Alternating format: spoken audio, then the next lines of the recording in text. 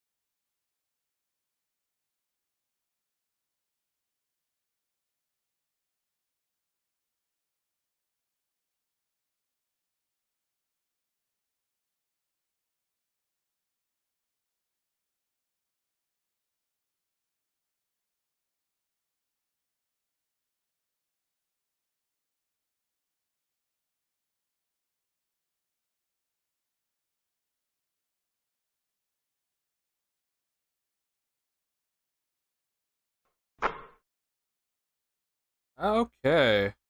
All right, just testing to make sure you guys can hear me and everything. It looks like we're all good. All right, awesome. Perfect. How we doing, y'all? I see you, Taro. Saw you here early. How you doing?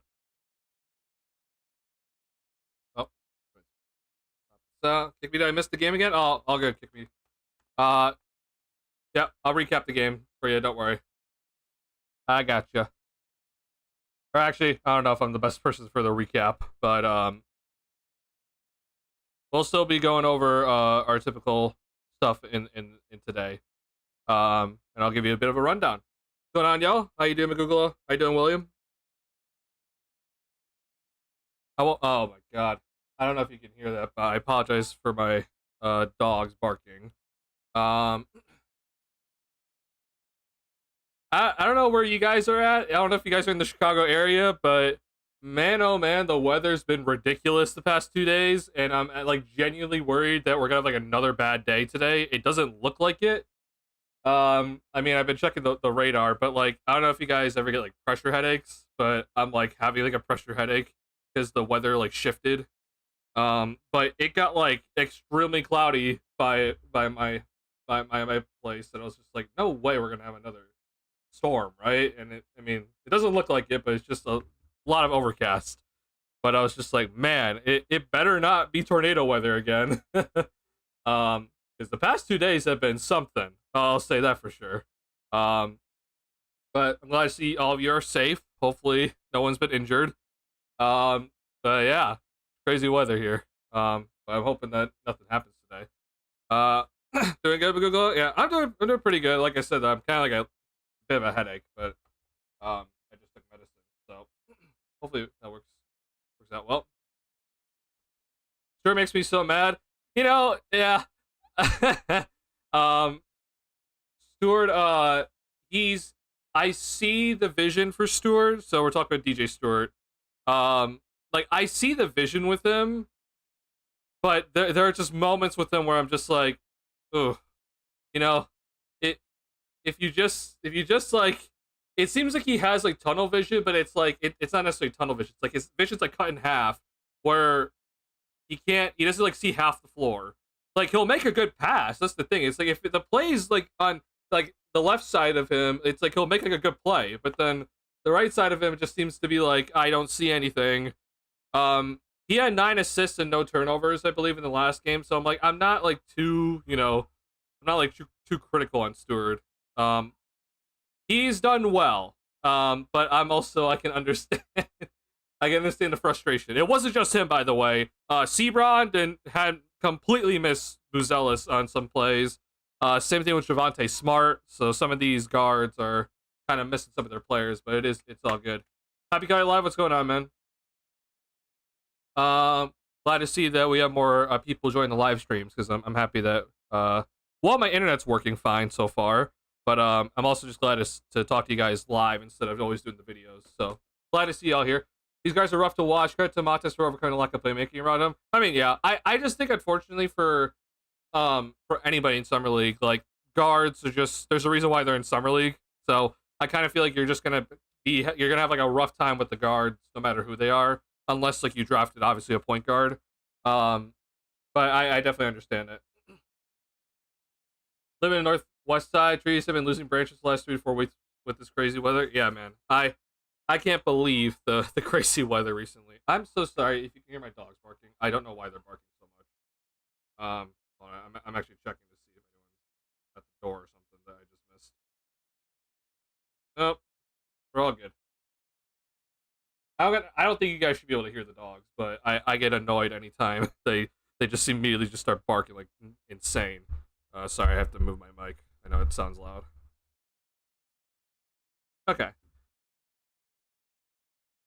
Let's see here. Yep. All right. So for today, we're gonna continue basically doing what we've been doing the past couple of live streams. So so if you've been here, which I know some of you have been here, and then I know some of you are new or have been watching the VODs, which I truly appreciate. I appreciate all the support, you guys. Means a lot, honestly.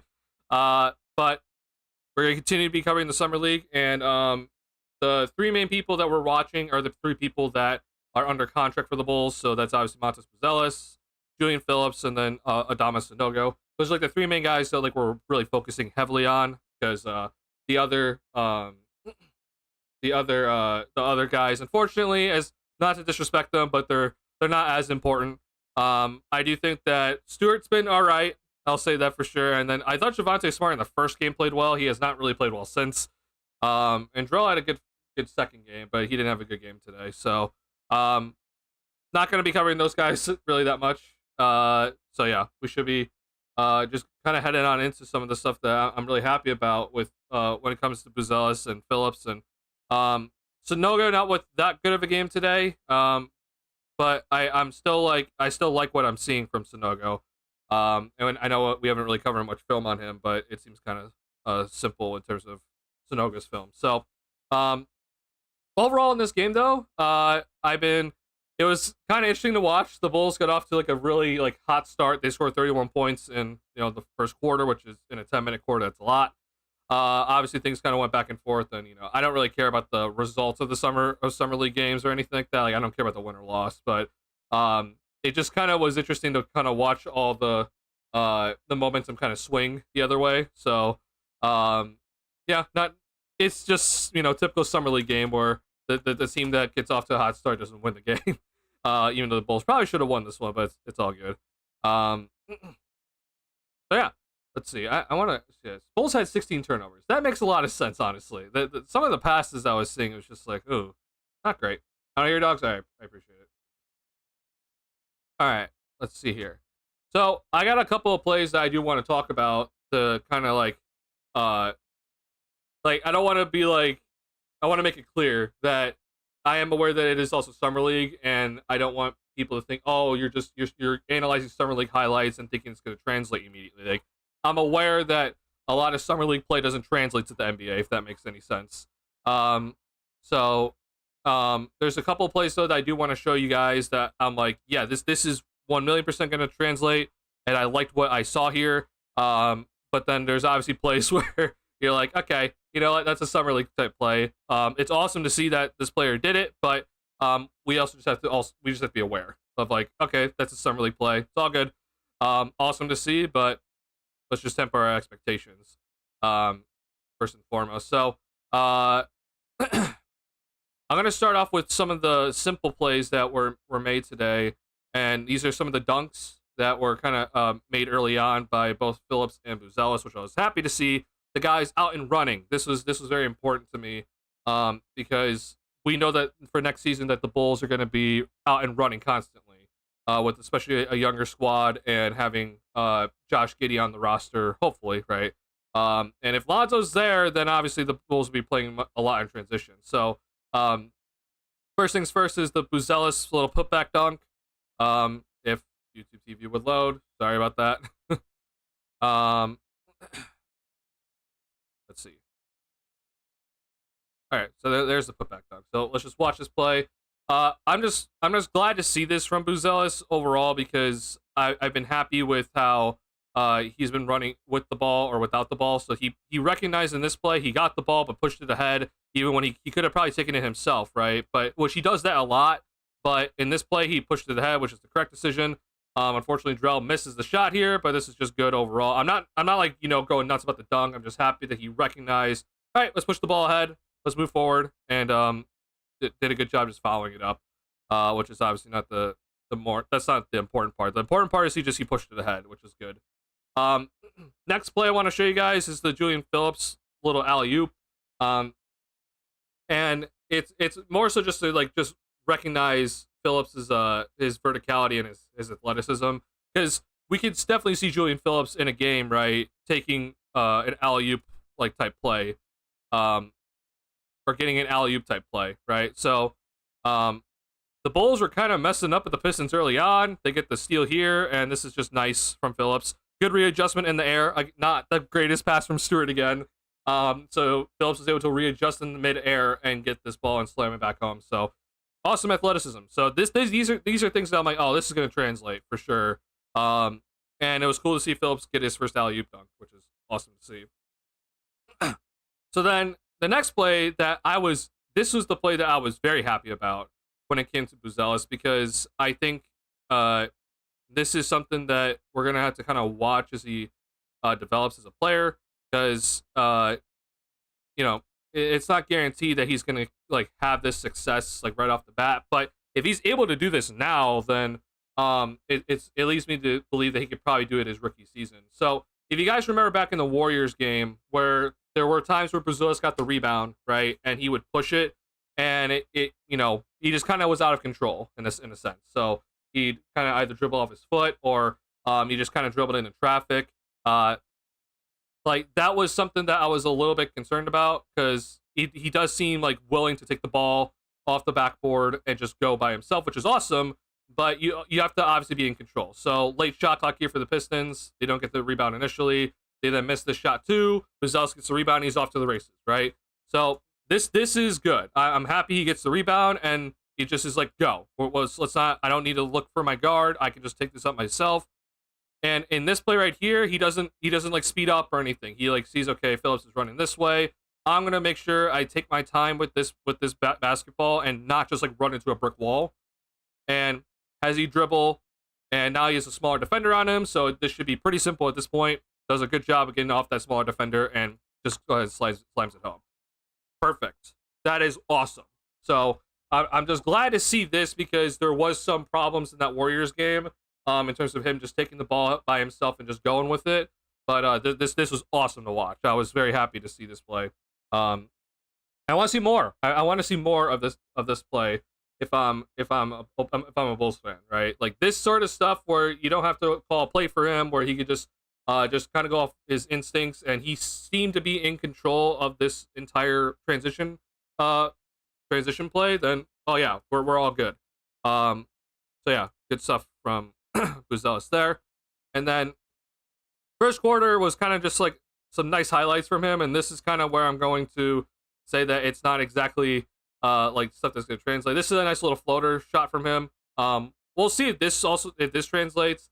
I have some concerns about this, because it is at the end of the day the NBA, and a little float shot, which, I mean, at his height it should be fine, but I don't know if he gets this shot off in an NBA game. But I like the idea, because obviously he didn't want to try to force his way to the basket there. And then this play here, let's talk about this play. This is, in my opinion, unfortunately, this is typical not G League. This is typical Summer League, where, so first off, when I saw this play happen, I was like, okay, I thought he should have just taken this, because I think he's faster, but he didn't, which is fine. He decided to slow it down, but I was happy. He's like, okay, I'm gonna just take advantage of this mismatch, so that's good from him. But I don't know what Nathan Knight's doing here. This is just bad from Nathan Knight, and he does eventually get out, but he should be over here, honestly. But I was happy to see that Buzelis is all right, I'm gonna take advantage of this mismatch.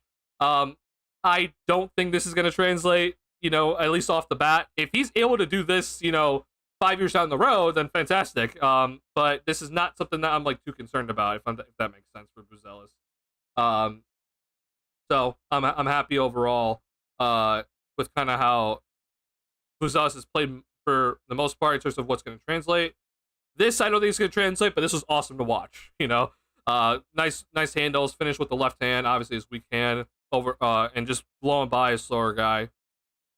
Again, not something I think is going to translate right off the bat, but hey, he has the potential down the road, man. If he's able to isolate against a mismatch down the road, we're cooking.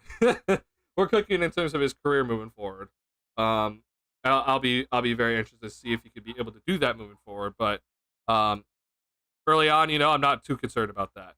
All right, I'm gonna do just a few more things, and I want to talk about some stuff with you guys. A few more clips from this game. Then I want to talk to you guys about a few things. I'm gonna assume that a lot of you kind of have seen the article by Casey Johnson, Will Gottlieb, Darnell Mayberry, etc. So I kind of want to talk to you guys a little bit more about that, and I'm sure that there's been some reactions to it, and yeah, we're just gonna enjoy ourselves tonight. I know it's Tuesday night, so busy people. All right, I want to show you a few things. So, in my breakdown for my stream after the Bulls versus Warriors game, Buzelis hit a step back 3 in that game, which, props to him. Major props to him for hitting that shot.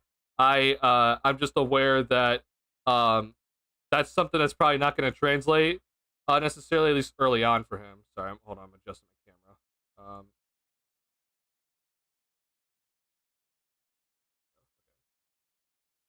Let's see. So I need to go to this beginning of the third quarter for Buzelis. Okay. Yep.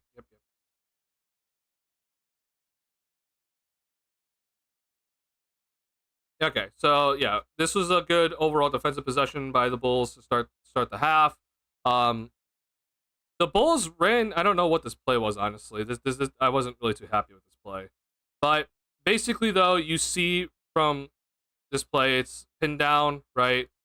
Get Phillips moving up to here. He gets the ball. They give it back to Stewart, and then Buzelis cuts back out. And now instead of Buzelis like clearing out, you have like pick and roll in a sense, but it's not Stewart. This is I don't even know who this is. This is Smart. Kind of goes this way, and then Buzelis gonna come back up to the top of the key to get the basketball, which doesn't happen initially, and then they throw it over to the other side, which right here is kind of where I want to show you some where I'm a little bit concerned with Buzelis. I wasn't really that concerned at all throughout this entire summer league until this one spot, so I'm gonna kind of take this as a grain of salt. But he needs to shoot this, right? Like 10 out of 10 times, shoot the ball. And this is the first time where he did the whole catch and think, right? And it's not necessarily that I think he was afraid, but it seemed like he wanted to do like a little bit extra, like kind of do like that little one extra move to kind of get the defender off of him and then shoot it, which is like, I don't need you to do that, buddy. I just need you to shoot it. So if you know what I've been saying for a lot of times, I've been saying the term catch and think a lot because I think certain Bulls players fall into the catch and think club. Namely it's Patrick Williams, who catch the ball at the 3-point line and they don't shoot it, they don't drive it, they don't pass it immediately. They just kind of catch it and hold on to it, and they think about what they're going to do for a second. And at that point, it's too late, right? This was one of the examples because he kind of caught it, thought about it, did a little stutter step, and then he shot this. That's a catch and think. We don't need that. Just, let's just shoot the first shot, and we don't have to worry about it, right? So I'm going to take it with a grain of salt because then he showed me later on, right, in the quarter, whereas he just took a nice three. Let's see, it was during the Tobias Harris interview, if I'm not mistaken. Yeah. So right here, he takes a nice just catch and shoot 3-point shot on this play. So I'm just gonna again just chalk it up as just like it was just one time. Don't have to worry too much about it. But right here, pick and roll top the key, right? So this is something you're gonna see for sure next year from the Bulls. And honestly from any NBA team. Other guy comes up to space the floor better, so You have then Buzelis' man has to sink back in to cover up because Buzelis is now on the weak side, right? And so good find here by Stewart to get it to Buzelis, and no hesitation whatsoever. Ron Holland's closing out onto him. He launches it. It's a little slow. I'm not gonna lie, but he caught it, got it off, no hesitation, drained it. Like that's good. That's all I care about. And it's honestly like even if he misses this is fine. Like that's what I want to see from Buzelis from the 3-point line is just take the threes like this. Okay. Because then he also had a he had a 3-point shot earlier too that was not the best. Which a little bit of a broken up possession, I guess you could say. But I'm actually looking for it in the timeline, which I don't know. It was at 8:10 maybe.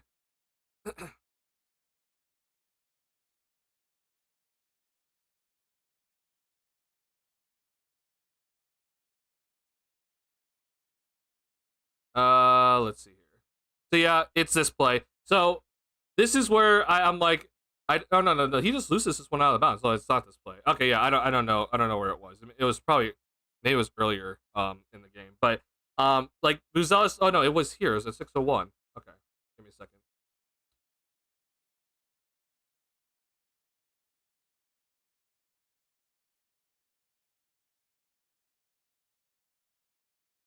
Okay. This is a dunk by Ron Holland, by the way. So Drell got baptized in this play. But this sort of play here from Buzelis was like he made like a step back three in the Warriors game, which I'm like, yeah, nice shot, but I'm gonna chalk it up as summer league, right? And I don't really want to see him necessarily taking those shots. So like for example here, he tries to kind of create off the dribble. It's gonna be like a pick and roll set. He then decides to kind of step back or do a side step.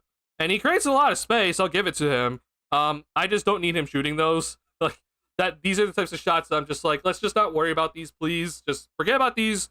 Now take the 3-point shot that I showed you earlier, where it's just a catch and shoot 3-point shot. That's all good. I just care about that more. So, but after the initial hesitation and the catch and think, and then after this one, he was fine. Like I had no issues with whatsoever because he then took another three later. He didn't drain it, but it was good. So, yeah, that's kind of my biggest thing with Buzelis in this game overall. I'm sure we can go ahead and look at Buzelis's his dunks that he made, which were absolutely fantastic. Well, I guess I can actually show you a few of the blocked shots that he had, which was really nice to see. Oh, actually, I wanted to show you Julian Phillips' made shot as well because This was good by Julian Phillips. I made a tweet after the game about Phillips and his his 3-point shot. Like it's very clear with Phillips that his shot isn't going down at the moment, but I'm not that concerned. And this is where I kind of like I tell people with Summer League, like I just care about the process of Summer League, and obviously you do want results in Summer League. I don't blame you for it. But to me, the biggest thing is stuff like this, right? And yes, Phillips makes the three, but I care what happened beforehand, before the made shot, more, which is you're going to see Phillips get the ball soon here. Here, okay? So, Julian Phillips, if he's going to ever get playing time in the NBA, right, he is going to be in positions like this where he's going to get the ball coming off of, pick and roll, whatever. And he has to just launch it, right? This is like an NBA level type scenario for Julian Phillips here, because we know that with him it's all like he doesn't have much of a dribble game, right? So like this is gonna be his game on the offensive end, is to be a catch and shoot 3-point shooter, and he does one heck of a job of catching this ball. And look, he catches the ball and the defender's right there, right? Like the defender is not that far away from him, and Phillips is just confident enough, catches this and just launches it. Right, he made it, which obviously makes it look nice. But all I care about is the fact that he just launched it. Like that's all I care about. Like that looked solid. It was quick. He got it off before the defender could obviously block the shot, so it was a quick release. This is good. Like I don't care that the fact that it went in. I just care about the fact that he got everything else right beforehand. And that is his only made three in this game. but I could show you later clips in the fourth quarter where it was very similar. Like we saw it with like 20 seconds left to go, where he took a shot, and the Bulls were down 6, right? Where he took it here. Again, it was just a catch and shoot opportunity. He got it off, no hesitation, launched it with full confidence, and he just missed it. And to me, I'm like, hey, good shot. Keep shooting that. I don't care that you missed it. Everything else looks good. And I'm not like as concerned as I was from like last summer league, which I went to last year's summer league, where it like his base looked all kind of weird and stuff. This looks really good from Phillips. And I just have full confidence that eventually that shot's gonna go down. Yeah. He showed the replay of the 3 Phillips shot around the 40-second mark. Montes goes in for a tip dunk, and number 39 for the short runs into him as he's jumping. Dirty play, in my opinion, at the end of the game. 40-second mark. Let's see.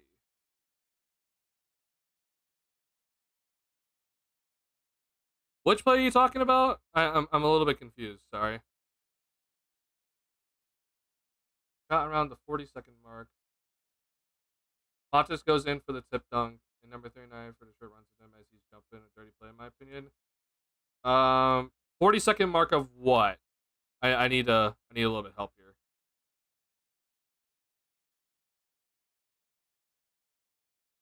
Are you talking about this? Are you talking about this play? Because no, Montes doesn't run in for the dunk in this play.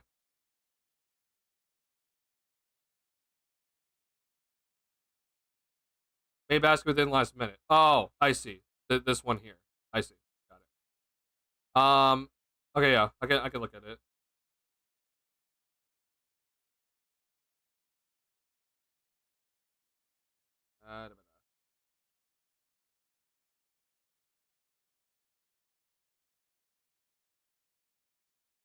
So no. Okay. This is after the made dunk. Okay. Let's watch this. So they trap it, get the steal. Are you talking about this? Is it this one? I'm not sure which one you're talking about. 22 seconds left. Oh, okay. So you're talking about the missed 3 by Phillips. Got it.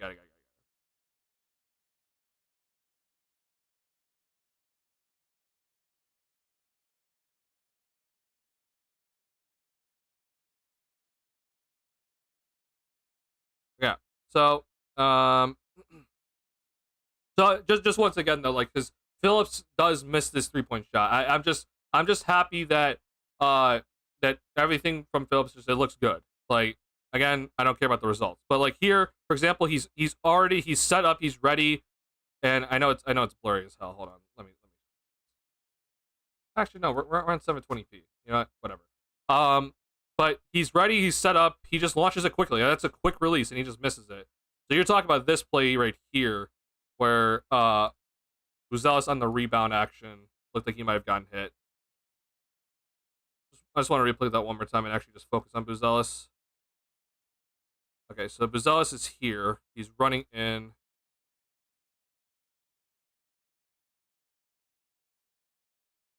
I don't know who number 39 is, so I don't have anything to base off of like, previous intent or something like that. But to me, this is not that big of an issue.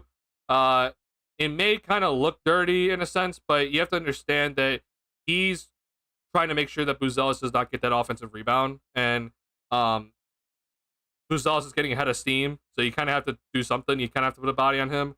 But I also don't think like he grabbed Buzelis while he was in the air, and he didn't like necessarily knock Buzelis when he was at like the height of his jump in a sense. So I can kind of understand where you're coming from, that it might be like a dirty play, but to me, I don't really see it as a dirty play, because I see that as he recognized that Buzelis was coming for that offensive rebound, and it's his job to make sure that he doesn't get that. So the only thing I could think of that he could have done maybe different is that he just like face guarded him instead.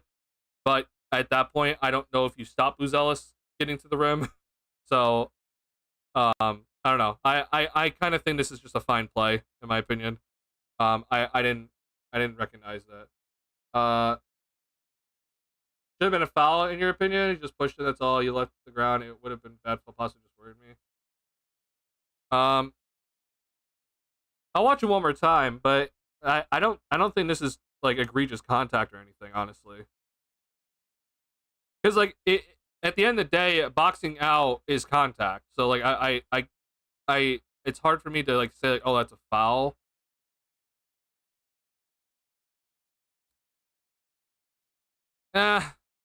Maybe. I think the unfortunate part is like, let's say that Drell wasn't here and Buzelis wasn't like actively trying to get around Drell, then I think you'd probably have the argument. But yeah, I don't know.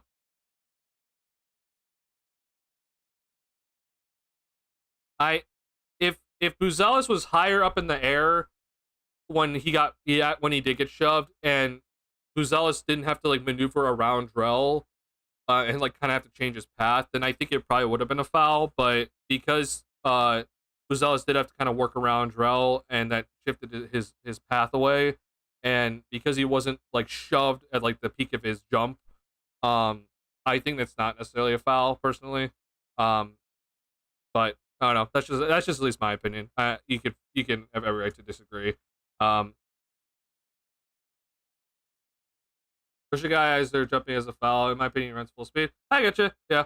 I guess I've just seen similar plays though happen where someone comes in for from like the corner, for example, and is like at full speed ahead, but like kind of gets like nudged a little bit from a dude that's like trying to box out, but there's no foul on that play, because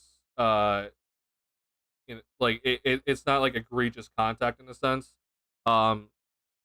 And at the end of the day, it doesn't seem like Buzelis' path was like fully diverted because of that dude. It was because of Drell being in the middle that Buzelis kind of moved.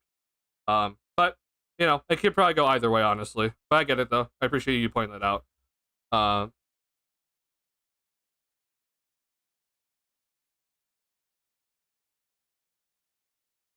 Actually, I mean, I don't know if Buzelis took it like that or anything. Yeah, it doesn't look like he like said anything to the officials. So yeah, I don't know. I guess I don't obviously I don't officiate games, but at least in my opinion, that's not a foul. But I can understand it. There was a play earlier where I thought Buzelis, because he kind of, it was in the second quarter where he missed a layup, but it kind of looked like he got bonked in the head. And I wasn't sure if it was the ball or the player, but I think the player like knocked him in the head, and then like he went up to the official and said, "Hey, you kind of missed that one," which that to me was a foul because smacked in the head as he tried to go off for a layup. But yeah, I think at the end of the day, I'm just glad that no one's hurt.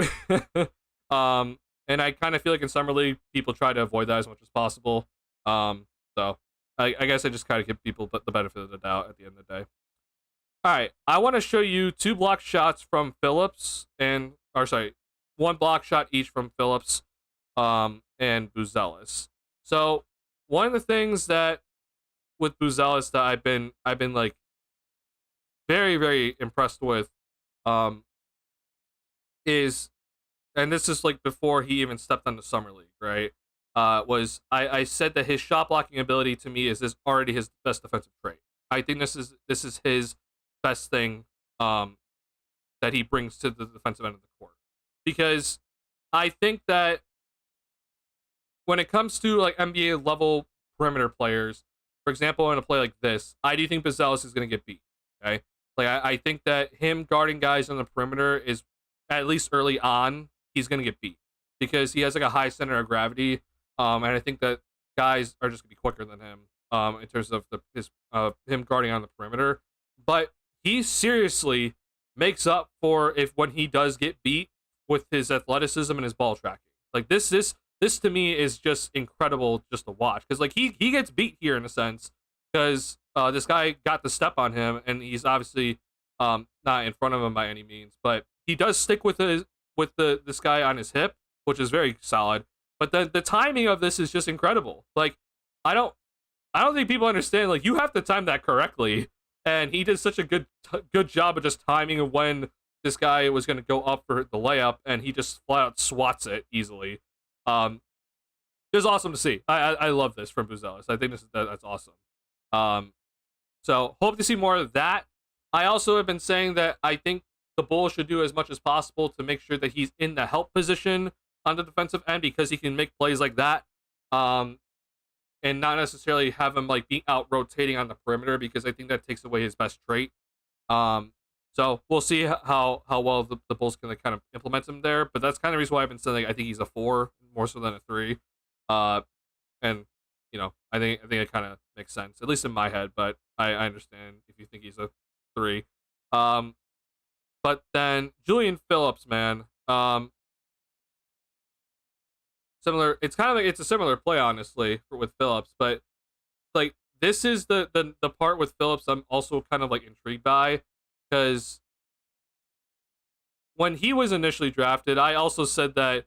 Oh, what the heck? Oh, I hit the button over here. I apologize. When Phillips was also drafted, I said that at right when he was drafted, I'm like, is he the best rim protector on the Bulls? Well, I think now that goes to Buzelis because I think Buzelis at this current moment in time is the best rim protector on the Bulls, like by far.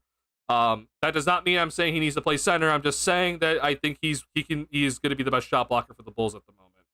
But Phillips also kind of has this potential because he does another just a good job also tracking the ball, but his athleticism, man, with his length is seriously something. So kind of a similar play here. Obviously, he loses Holland here, and so he's just kind of trying to get back into the play. But, you know, recovery, like, that's crazy. Like, that's an insane block shot from Phillips. So that's awesome to see. He obviously didn't do as much work as, like, Buzelis did on the previous play, but he just got up there and was just like, oh, I got this one. And Sam Mitchell even said, like, he swatted that one with, like, his elbow, which made a lot of sense. So that was awesome to watch. And then I have to try to see here because I don't know how it put into the box score, but it was Phillips that got the he got the tip of a pass, but I don't know if that what it counts as in the box score.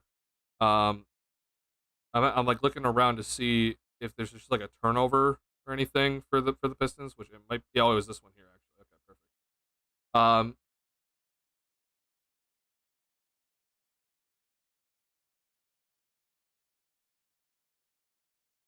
So this play here, it's not Phillips, doing anything like in terms of his, it's not like him blocking a shot, but it's just I just can't. When I watch this guy, I'm like, he gets up so fast. Like, look at this reaction. He's like, oh, this is a lob. So this is just good defensive awareness that he understood that this is a lob.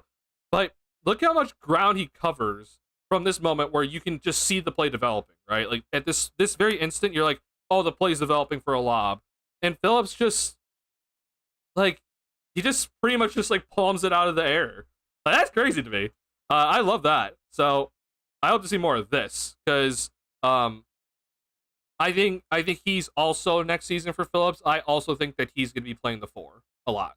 Because when I think of the rotations, if we're assuming that Levine is still on the team, and same thing with Vucevic, I think that Taylor Terry is kind of probably get the most minutes in terms of the backup small forward position, but it could also be Phillips. But if there's a spot for Phillips to kind of take, it would be to take Torrey Craig's spot in the rotation. And Torrey Craig obviously played the 4 mostly. So this is kind of like, a play that Phillips can do, be the weak side help defender and just read lobs well. It's harder to read lobs at an NBA level, but hey, man, I like this. This is good. So stuff that I think personally is going to translate are these things that I showed you. And then if I showed you something that I'm like, I don't think this is going to translate necessarily, it's kind of like Summer League, then I showed you what I thought. But yeah, that's kind of all I have to really show you in this game. I do think also, just that I'm not going to go over the film, but with Phillips, I think that this year in the Summer League, he has shown me that he has worked on his upper body strength in general. But I can very clearly tell that he still has a ways to go. There was a move that he made in the first Summer League game where he finished through traffic really well over not a rim protector, but a guy that really challenged him at the rim pretty effectively, and he still made the shot go in. But you can tell in this game and also in the Warriors game that his like I can see that Phillips gets to the rim. I do think that his dribbling is still a little sketchy, that he needs to work it out. But if he does get to the rim, I I I can see the potential where he's able to finish eventually. It's just gonna take that upper body strength to just get there. There are multiple moments in my opinion where it just seemed like he just didn't have the core strength just to finish through. And that leads to him losing the ball. But in terms of his progression, I think we're on the right track because we're looking at in my opinion, like a true 3-and-D type player that doesn't really do much else, right? Like you're not going to see Phillips come in and like dribble the basketball whatsoever or try to run pick and roll. If anything, he'd be the screener in a pick and roll, right? So for his own development, I think we're on the correct path. I'll say in terms of his finishing at the rim. But kind of similar to what I've been talking about with Dalen Terry in the past 2 seasons, like I need to see this continue to get better. With Terry coming into this past the past preseason, I was a little bit concerned with his finishing because I thought it got better throughout the previous year, and then he comes into this preseason and it looked a lot worse. So with Phillips, I see that he's better than last year already. Now it's just a matter of just continuing to get better in terms of finishing at the rim. So he's still, under 200 pounds. He came in, at 197. So I'm just going to assume that he's going to fill out his body. Obviously, he's still very young. And yeah, we'll see. We'll see if he can continue to work on it.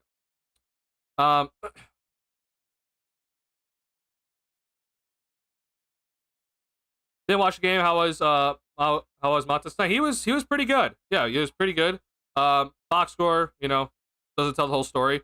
But early on, he was just kind of showing off everything. A lot of transition opportunities that he finished off and looked in control, which was the big thing for me. Is just look in control in transition, which is the more important thing. Showed off some handling ability. He got a nice little isolation play, which I don't think is going to translate necessarily, but it's good to see that he could do that. Maybe he could do that more in the future.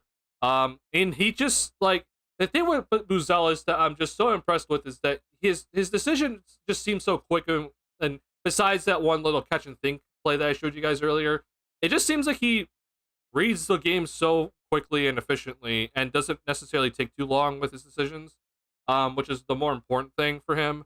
Yeah, just continue just to make quick decisions with the basketball, and obviously most of the time you want them to be right, but he just looks comfortable whenever the ball is like given to him. Like he just kind of goes to what he thinks is right, and that to me is the part where I think it's going to translate, and that's what has exceeded my expectations so far in summer league.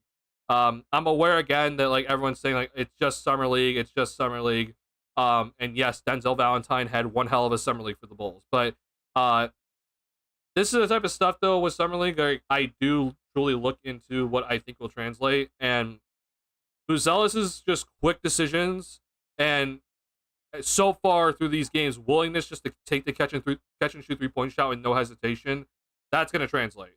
And he had 4 blocks in this game in many different ways, and I truly think that no matter what's going to translate, because his athleticism and his ball tracking just seems to be basically drilled into his head already. Like that's not going to go anywhere.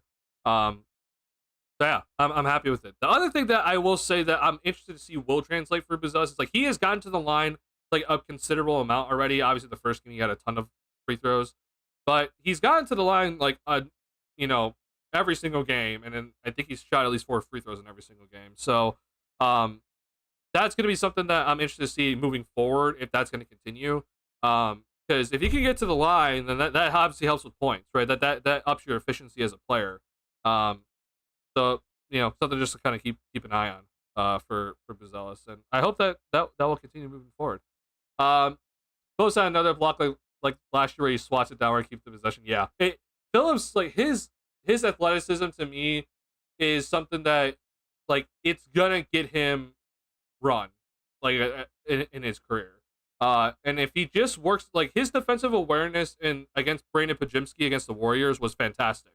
And I was like, all right, yeah, we're seeing like a legit on-ball defender with Julian Phillips, because I think last year there were moments where you can kind of tell he wasn't necessarily like that great on ball where you hope to kind of see it.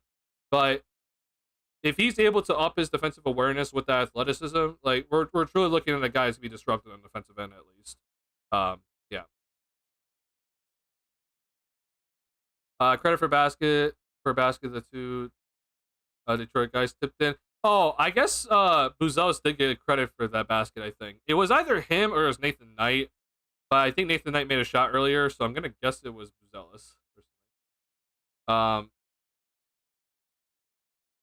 Let's see. I'll look at that. Yeah, there was a play with Buzelis where he missed the finger roll, which oh no, they gave it to Nathan Knight. No, you're right. Rob. Yeah, they gave it to Nathan Knight. Yeah, so Buzelis missed a finger roll layup, which he probably should have made that one. But then it went off the two Pistons players, and they just gave it to Nathan Knight instead. So.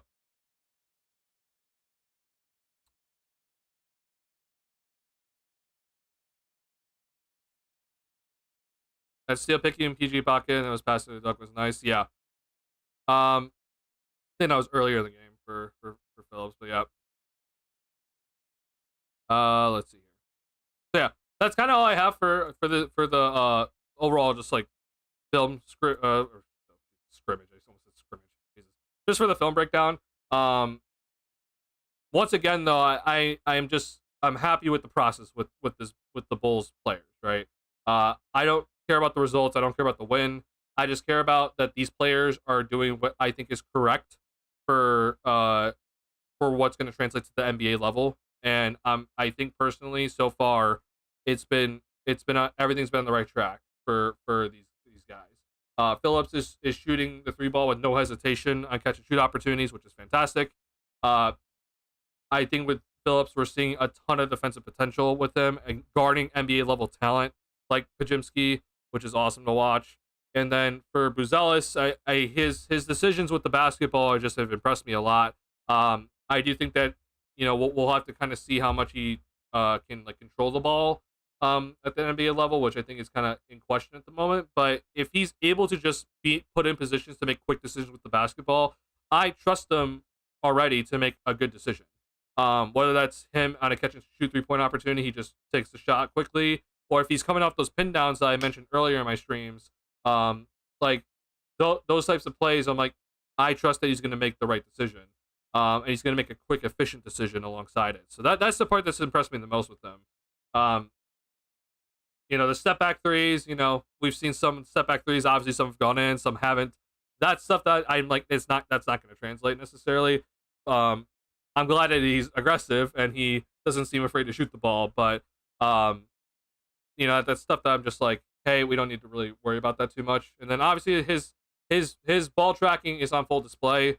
The one thing I will say that it'll be interesting to watch, and I think this is something that's might have to be worried about more later in his career. The rebounding numbers for Buzelis have not been great in summer league. Now it is it's summer league at the end of the day. But it's something that like I'm not gonna like go too hard on Buzelis for like not getting rebounds in summer league. But you know how many times I've been extremely critical of Patrick Williams on this channel for not getting rebounds. And the reason why I've been extremely critical of Patrick Williams for not getting rebounds is because when you look at his rebounding numbers for a dude that is 6'7", 6'8", it doesn't really make much sense. He should be better, like a better rebounder than what we've seen. And you can see that he's just like P. Will's rebounding numbers have gone down every single season. And I'm aware that he played a lot of minutes his rookie year, but we should not be seeing this number go down. And the reason why that this to me is like it was problematic is because if you look at Alex Caruso's rebounding numbers from last season, okay, so mind you, P. Will averaged 3.9 rebounds per game last season. Alex Caruso averaged 3.8 rebounds per game last season, and he is significantly smaller and a much shorter dude than P. Will. I'm aware that the argument for Patrick Williams is that he's guarding the opposing player's best perimeter player. Therefore, it is hard for Patrick Williams to come back in and get the rebound. My argument against that, though, is that Alex Caruso was the guy guarding the opposing team's best player on the perimeter, and yet he still got 3.8 rebounds per game as a smaller guy. So I'm just saying, like, rebounding for guys at the forward position in today's NBA level, it's important. And, again, I'm not going to be coming in and, like, bashing Buzelis for not getting 5 rebounds in this game or whatever. But that is something that in the NBA level, I'm going to be paying attention to, because I don't think it's not important his rookie year, but as he gets, bigger and stronger, he's going to have to be a rebounder for sure.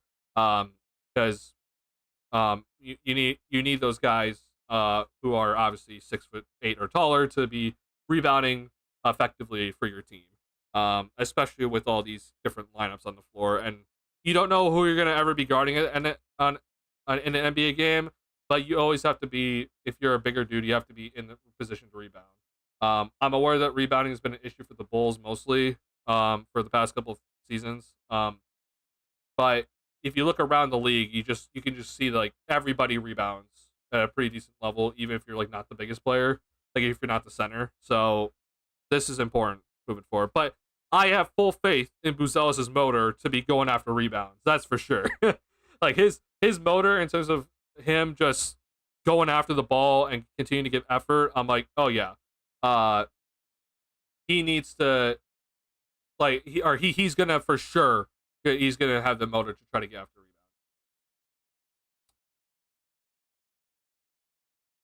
Wonder why Matos thought I didn't know. Oh yeah, I think I think those guys just didn't hear what happened correctly. I was also kind of confused, so I don't blame them. Thoughts on the Bulls being content with the play-in spot if the players show growth for Will Gottlieb? So I'm guessing that's about the article with the front office talking to the Bulls beat reporters, right? Which is what I wanted to transition to anyway. So I appreciate you talking about this, William. So here's what I'm gonna say. If, for example, the Bulls, let's say, and this is kind of what I'm thinking is gonna happen this season. So I think Levine's on this team next season, to start the year. I then think that I don't know when it's gonna happen, but if Levine is healthy, a team is going to be willing to trade for him, because I think a lot of teams are they're just concerned that he's not healthy. So I think that teams are going to be willing to trade for Levine if he shows that he can come back and average like 20 something points per game, but he shoots the ball effectively. And I don't even think he needs to play like great defense. I just think he just needs to give effort. And I think teams will want him. So then, assuming that Levine gets traded at some point before the trade deadline, I personally would like the Bulls to keep the pick. That would kind of be my goal in mind, is to try to keep this pick. I'm not saying we need to be the worst team in the league, but I do think that we probably need to be bottom 6 worst, because that guarantees we keep the pick. My only thing is this, like, if, for example, what the front office says, where they make the play-in again, the only thing that I'd be okay with, if that is the case where the Bulls make the play-in, and let's just say they don't win the play-in, which is fine. Like they make the play-in tournament as like the 10th seed, and they don't win it. The only time I'd be content with that is if the players have shown growth to the point where you're looking at truly an all-star caliber type players.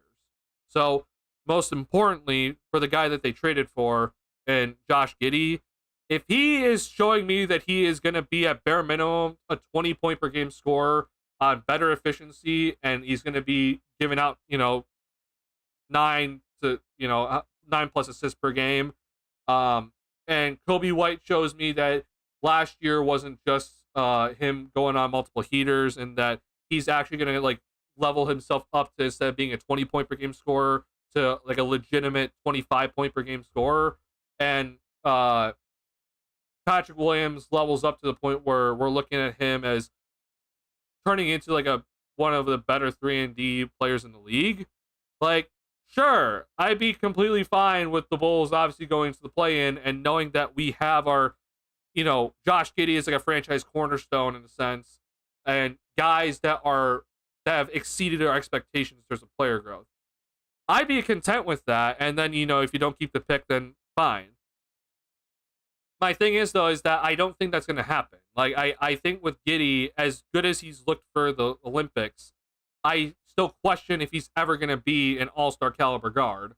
I think with Kobe, what people don't want to necessarily admit with Kobe is that he is pretty much like a poor man's Zach LaVine, and I don't think Kobe's ever going to get to the point where he's averaging 25 a game per year.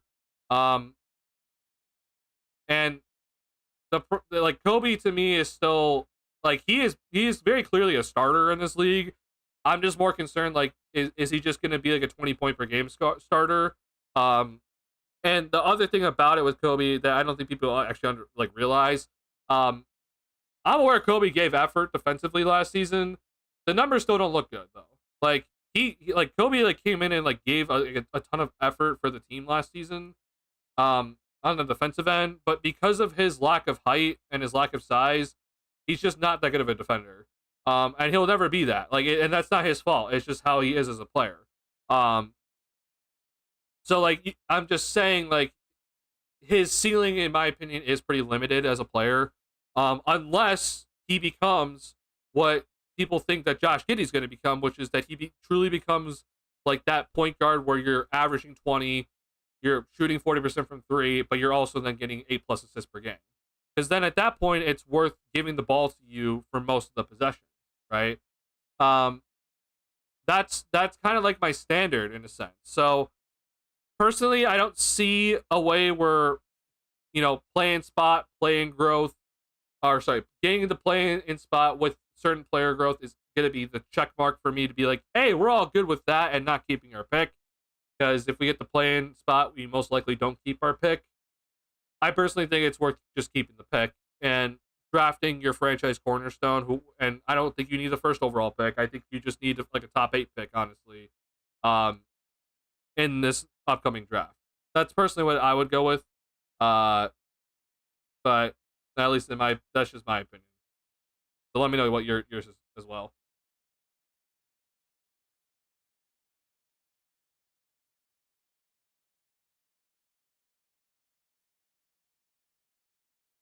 Montes does what P. Will does, in my opinion. That's when guys get blown up. Appreciate the videos. This year, P. Will get more rebounds because there are other players can defend, like Io Dela, but they're bigger. P. Will. But if they're bigger, P. Will has to guard the bigger of the two offensive weapons on opposing teams. Well, to me, honestly, it's just for P. Will. Like, sure, you can try to make the argument that P. Will, in terms of his rebounding, was like trying to like help out in terms of, oh, if someone got blown by, then you come over support. But like I said, that may be the case. But the person that I know that works the hardest in terms of covering up for other people's mistakes is this dude right here. And yet, this dude averaged basically the same amount of rebounds as Patrick Williams last season. That's the thing to me. I'm like, I get what you're saying, but they played similar minutes when they were on the floor together. Like Caruso played like an extra minute in terms of minutes per game, but he does more. He does the most on the defensive end out of any player on the court, and yet he got more rebounds, or he got basically the same amount of rebounds as Patrick Williams did last season. To me, that's just all about effort. It's just understanding of when, okay, shot goes up. If I'm not the guy closing out, then I need to go in. And at bare minimum, make sure I put a body on somebody. So I get what you're saying, but at the same time, I'm also just looking at this as like this to me is just about effort. And maybe it's not necessarily about effort, it's understanding where to actually be on the floor. So yeah, it's important still for P. Will and for Buzelis as he gets older, which I don't think will be an issue for him. You have to understand when it is the correct time to truly be crashing the glass. And when you do crash the glass, you better be getting an advantage. It's just all about effort at the end of the day. Montes does leak towards the paint on rebounds. Sometimes the long rebound goes over him. Guys tend too often to hedge towards rim instead of boxing out. But that's fine. I get that. But I'm talking about just straight up like, I need to see you in the trees, Yeah,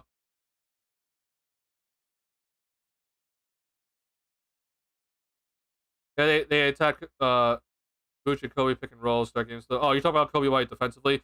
Yeah. So I think what some people need to understand in terms of Kobe's defensive levels, like I've had some conversations with some other people that who are like legit like NBA writers. Like they've been like we've been kind of in agreement with Kobe that like we see the effort and we appreciate the effort from Kobe, but because of his limited size, again, that's not his fault. Um, you just truly wonder if he'll ever like become like an actual like just even decent defender.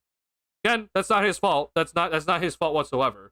It's just that teams look at Kobe and are like, okay, yes, you may be bigger than 6'1", but you're not, you're not 6'6" with long wingspan, et cetera, et cetera. So I I think with Kobe, and it's hard for people to kind of take it, but like Kobe gave a lot of effort on the defensive end last season, but yet his numbers were basically the same as Levine's, and Levine wasn't really giving much effort. So you kind of see where I'm coming from. So that's kind of the reason with Kobe that like moving forward, I'm just a little bit concerned at kind of where he fits. Um, and that's the reason why I've been saying like he to me is basically a poor man's Zach Levine, because he's not going to bring you much defensively. He is shorter than Zach. He doesn't have as many athletic gifts as Zach, right? But he shoots the ball, arguably just as well as Zach, but he's more of a streaky shooter. And I think obviously his handles are better than Levine's. Like there's no doubt in my mind. But I don't know if this number right here is ever going to get past like 21. And then his assist numbers, which he obviously had the ball a lot in his hands last season.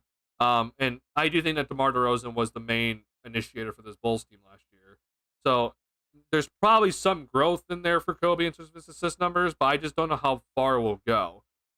This number to me really needs to kind of spike for me to be like, yeah, we're going to give Kobe White the kind of the main keys to the car.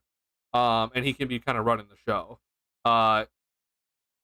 Because unless he becomes like a 25 point per game scorer, then this goes out the window. Like if he becomes a 25 point per game scorer, then yeah, like we're not having this conversation. But I don't know if he'll ever become that. Honestly, that's my only concern with him moving forward. But I'm hoping with him. The difference between AC and P-Will is the height and experience, but also P-Will jumps more often down low. AC jumps more at right times, definitely, and when you leave your feet, you're losing ground timing. That would definitely affect rebounds. Actually, I would argue that P-Will has a harder time jumping, because we've seen with P-Will that his to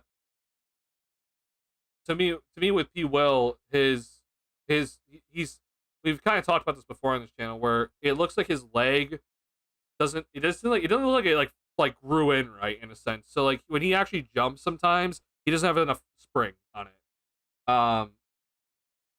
So I kind of look at P-Will as like maybe he doesn't get as many rebounds because he just doesn't jump as high, but he needs to work on that, because that to me is still something that, well, like, because we still see like those like big dunks that he has every once in a while. So it's kind of just up to him to kind of figure it out and make sure that he has the right strength and core muscles to get a good jump on it. But yeah, Kobe got better defensively, but he still averaged it at best. He had to be Kobe at his best or ceiling is Zach.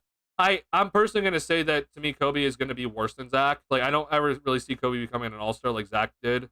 Because, like, I'm aware that Levine has gotten all the hate in the world, and, fine, go ahead and hate him. But, like, what Levine has done in, like, these past, like, forget last season, but the past 4 seasons before, like, this isn't easy. Like, I don't think people understand that shooting you're shooting threes at, like, ridiculous rates. I mean, yeah, forget last season, but he's shot the 3 ball at 37% or better.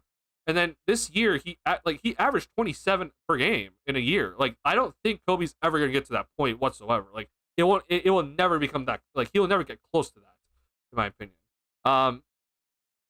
So to me, it's just like, it's with Kobe, it's like, again, the numbers in terms of the assists are pretty similar. And, Levine has, like, higher turnovers in previous years, but I mean, it was down to 2.5 and more recent years. But yeah, like it is like the Bulls in a sense have two Levines, but I think Kobe is just the worst player, honestly. And again, that's not disrespecting to him. I'm just saying that it is what it is. But I think he has a chance to prove me wrong. Like, I'm saying if Kobe can turn into the guy where he's averaging, 8+ assists per game, he's being like an actual true like point guard in a sense, then but like yeah, it's something that with Kobe where I'm like moving forward with you, like I'm interested to see what the Bulls do. And that's the reason why I'd like just to kind of answer William's question, like in terms of player growth and the Bulls getting the playing spot, like the player growth for it to be worth the Bulls getting the playing spot, like it has to be astronomical player growth.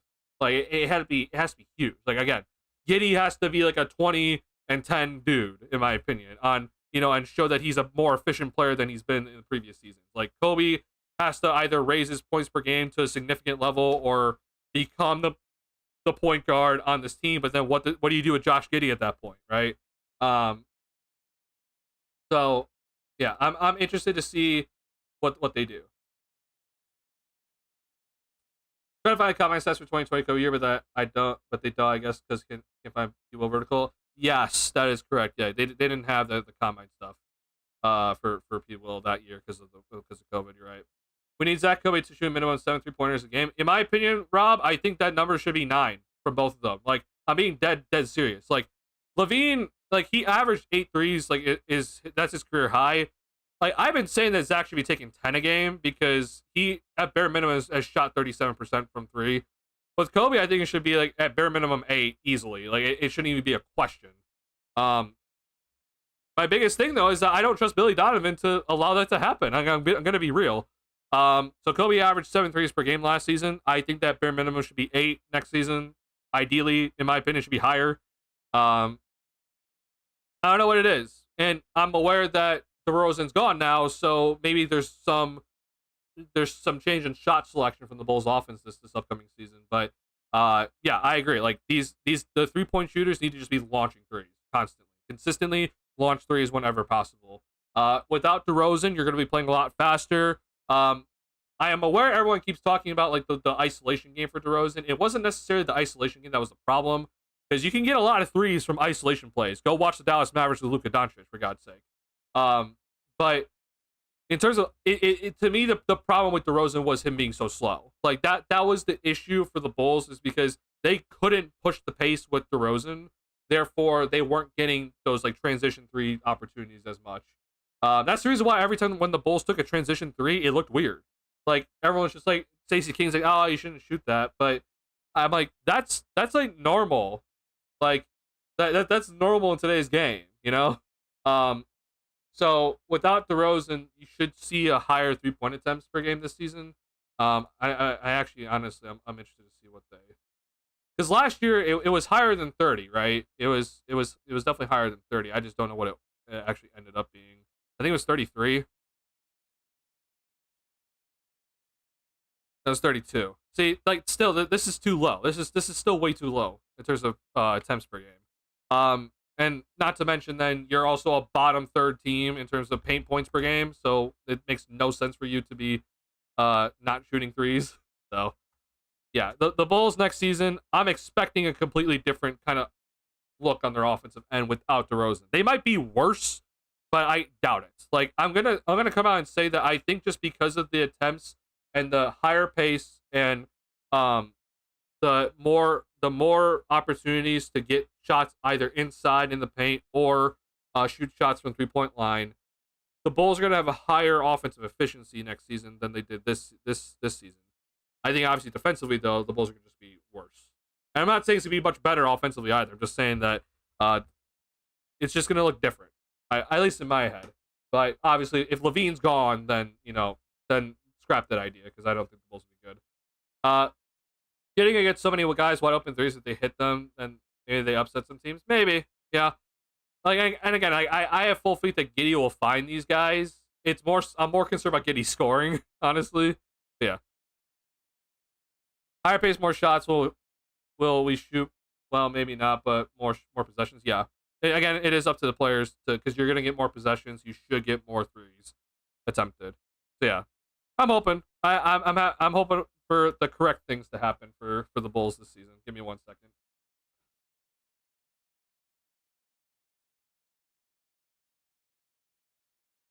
And at the end of the day, uh I'm not even like looking at I'm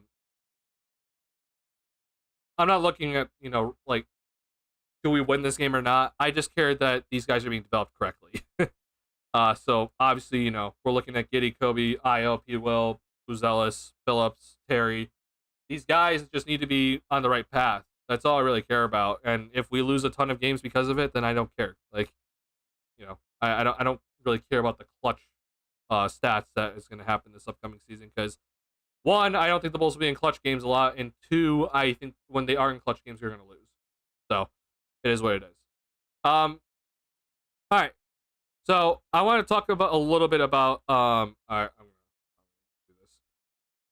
I want to talk a little bit about one more time because I did do this in my past in the stream with the Warriors. But I want to just quickly just go over this one more time. Because I just can't, like, I can't believe some of the stuff that this front office does, and it will make me have gray hairs. I swear to God. But this to me is insane. So like I already gave my problems that I had with AK and Mark Eversley's stuff that they said in this article by Casey Johnson, Will Gottlieb, Darnell Mayberry, and others. But just one more time, just because like I want to just rant about it. It's very clear that this front office said, "Hey, we weren't gonna really pivot as long as DeRozan was here, and the only reason why we decided to pivot was because we're not gonna re-sign DeRozan." Which is like, bro, like there are certain players that you make a decision on where you decide, hey, we're not gonna pivot, or hey, we're gonna make a decision because of this player. And where we keep this player and try to work things around them. As much as I appreciate what DeMar DeRozan did these past 3 seasons for the Bulls, and the dude is going to be a future Hall of Famer, and he had incredible games for us. This just makes no sense. It just doesn't. Like, I don't know why people continue to like think, or some people think that like the Bulls should have tried to keep DeRozan, or should have tried to work this out with DeRozan. Either way, though,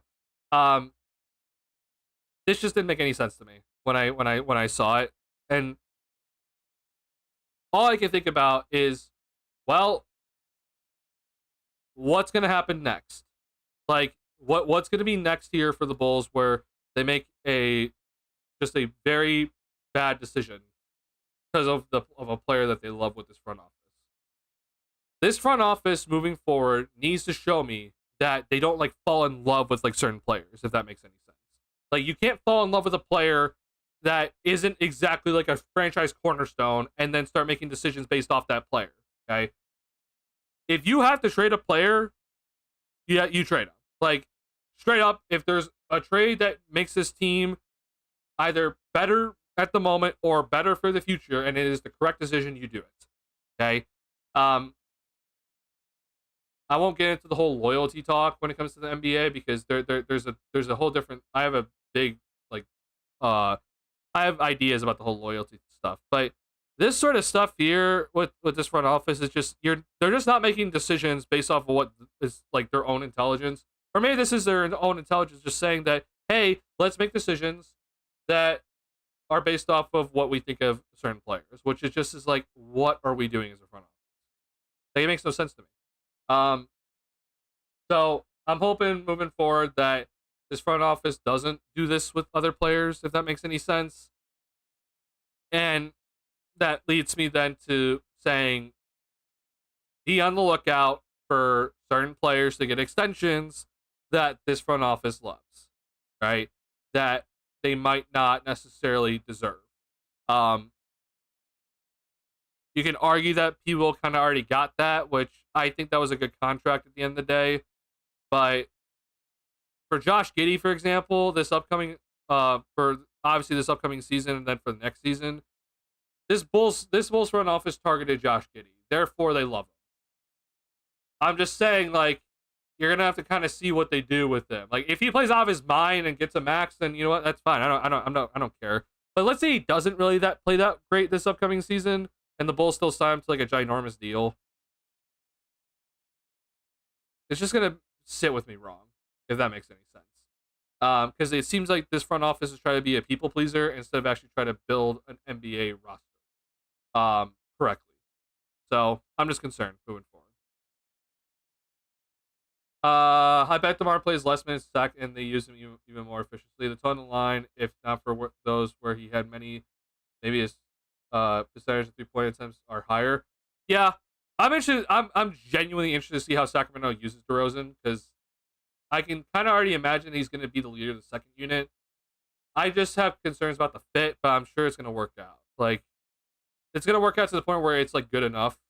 But I will say though, not having that extra 3-point shooter when Sabonis doesn't shoot threes really, and Fox is not necessarily like the greatest 3-point. Like his game isn't necessarily the 3-point shots, right? Which I think he had a really good year last year actually from three. Let's just look. Yeah, I mean this is the most attempts he's made or he's attempted from three. I don't know. I'm just interested to see what the Kings do, but you know, there's time for another day. Completely off topic. What are your thoughts on Bronny? William. Okay. Here's my Bronny rant. Get ready for this, because I was actually having a rant with my mother earlier today about this, because I've just been I've said that I haven't really paid much attention to Bronny. And it's true, I haven't. I like genuinely have not paid much attention at all to Bronny whatsoever.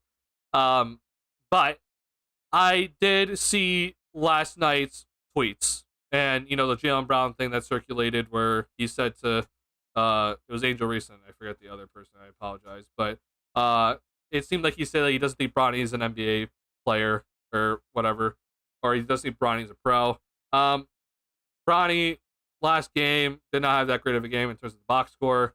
I've then gone and watched a little bit of his film. I will admit I'm not impressed. I'm not impressed whatsoever. Here's my thing. I think the NBA coverage of him is a joke. I agree with you. I think the NBA coverage is extremely disappointing in terms of how they've covered Bronny. And I think it is insane how the NBA has covered him. Like, this dude is getting interviews where he's like he's being like the feature of a commercial where he gets interviewed by some NBA interviewer, and they talk about like kind of like what type of player he thinks could turn into, future NBA life, etc. Which I'm just like, bro, like, are you kidding me? Like, there are first round picks that didn't get that sort of interviewer feature, and yet we're featuring Bronny for these sorts of things.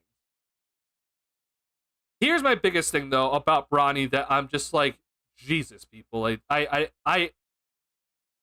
understand it's cool that LeBron and Bronny can potentially play together. Like, I get it. I think that's a cool thing to see, where it's father-son duo gets to play on the NBA court together, which is the first time we'll ever see that. Like, that's awesome. Cool. Here's the thing. This also does apply to like the rest of like everyday life, what I'm about to say, but I'm just like specifically for like this situation, it really makes me upset. There are many people that do their damn hardest to try to make it to the NBA. Like, they do everything in their willpower to make it to the NBA. They sacrifice like a future for themselves that is like more guaranteed for them. Not saying it's great, it's like a good guarantee, but it's, let's say there's a higher chance of guarantee for them for the future to just try to make it to the NBA. And they may never see the court. They may never get to the point where they're an actual NBA level player. They may never get a second in the NBA. But I already know for next season that Bronny James is going to get at least 1 second on the NBA court next season. Something that many people dream of. Like that, just to play 1 second in the NBA game. That's something that's something that people dream of. That they'll never be able to do so, but Bronny James is going to be able to do it, but he does not deserve it in terms of his talent. That is just stupid as hell, in my opinion. But add on top of this, okay, I understand that nepotism is in the NBA. Just look at Billy Donovan III coaching the Bulls summer league season or team this year. Like, yeah, we see it. Like, you know, Billy Donovan III is obviously Billy Donovan's son, and we see that, you know, he's coaching the Bulls summer league team. Like, it's evident right before our eyes, and you know, Reinsdorf and his sons, et cetera, et cetera. Like, I'm aware that you know, Michael Reinsdorf is you know, obviously the son of Jerry Reinsdorf. But it would have been one thing, in my opinion, for Bronny to go undrafted and then LeBron to go to the Lakers and say, hey, could you do me a favor? Could you sign Bronny to, you know, an Exhibit 10 contract, or just give this kid a chance and or do just like make sure that he's on the summer league roster, and you know, maybe it's a 2-way contract, like something like that. Okay, that's one thing. Instead, though, the Lakers decided to use the 55th overall pick on him, a pick where they could have gone out and actually gotten a player that they need today, because the Lakers need players, because the whole new CBA rules.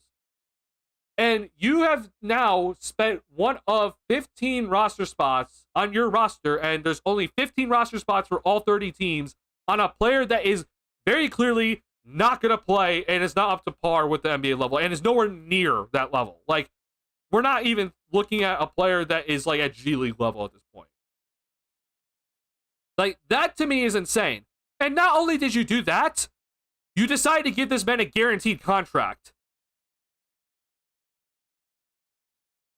Guaranteed money for a player that had a health issue in college, that didn't necessarily do much in college. You're giving out a guaranteed contract. Like, there's levels of the nepotism in my head, right? Where it's like, okay, if LeBron went to the Lakers and said, hey, try to get this guy, I'm like, try to help my son out, get him on the summer league roster, have him sign a 2-way contract or something. No, what instead, though, let's make sure that he's drafted, use one of our roster spots where, again, the Lakers need a player. Like, they need players at the moment. And we're going to make sure that he gets a guaranteed contract right off the gate after he hasn't even played a second in summer league, right? That is insane. Like, that's entirely insane. If Bronny's actually, like, if he actually came in and was, like, an okay player, you know, was not doing amazing in summer league, but you could kind of see, like, he could kind of fit in the summer league, sure, that's one thing. I'm like, you know what? Fine. You took a risk on a kid a little bit. It's Bron's son, but at least you could kind of maybe see a future for him in the league. Sure. We're not there. Like, at this very moment in time, we're not there. We're nowhere near that at this moment in time. We're at the point right now where we're thinking, like, can he even play in the G League? Which, by the way, make this clear, I'm not blaming Bronny whatsoever for anything of this. Like, I understand this dude's under a lot of pressure. I'm not blaming him at all. I'm more so blaming his father for pushing him to go to the NBA when I don't think he was ready. But I'm also blaming his father for not necessarily putting him maybe in the right programs when you have a lot of resources to do so. But I'm also aware that LeBron traveled a lot in his NBA career, so it's kind of hard to kind of get a grounding. Again, not hating on the kid. I'm not like trying to say I'm hoping he fails. I'm not saying that I think he's a horrible person. I'm rooting for him. But dear Lord, we're looking at levels of nepotism that I'm just like, holy crap, I did not think he was this bad of nepotism. Once again, there are only 150 spots in an NBA roster for each year, right? There's 15 roster spots for 30 teams, okay?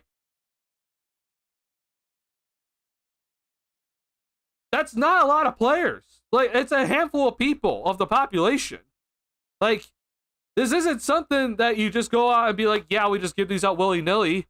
There's a lot of people trying to get to these spots. And we've just given one to a kid that is just nowhere near that level.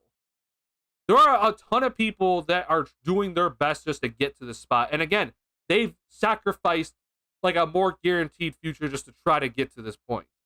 And it's not like Bronny went out and signed a 1-year contract. He signed a 4-year contract. Guaranteed money. Like that's just insane to me. So, look, I'm pulling for the kid because I can see the Patrick Beverley comparison, but man, does he have a ways to go to just get to Patrick Beverley level. I'm talking Patrick Beverley level that just went all the way to Israel now to go play. Like, Patrick Beverley's not in the league anymore. I'm just saying that for Bronny just to even get to this level where Patrick Beverley's not even in the league anymore, he has a long ways to go. And I don't think people really truly understand that. So I'm rooting for him. I hope that this next game, which I don't know if he's going to play or not, it's going to be better. But man, this does not look good. And once again, I understand that nepotism is all over this world. Like, I'm not saying this is like the one thing that, you know, is like a nepotism for like LeBron just being, you know, trying to get his son onto the roster. Like, I'm aware that this is not the only nepotism in the world. Like, go look at the Dallas Cowboys with Jerry Jones and, you know, the entire front office there. It's like, it is straight up just his entire family runs the front office on both the business side and player side. Like, I'm aware. It's just that I'm also aware that you can kind of create positions in an organization for your own kids. You can't do that on an NBA team. Like, you can't create a roster spot for your own kid, if that makes sense. Like, you just can't. Like, you can't add a 16th player. That's just you don't do that, right? There's only 15 spots, and obviously then the two-way contracts. Which, if just saying that, like, if the Lakers gave Bronny a two-way, I wouldn't be complaining right now. But I'm complaining because he's been given guaranteed money on a 4-year contract. Like, that's insane to me. So, actually, let's just look at the Lakers spot track.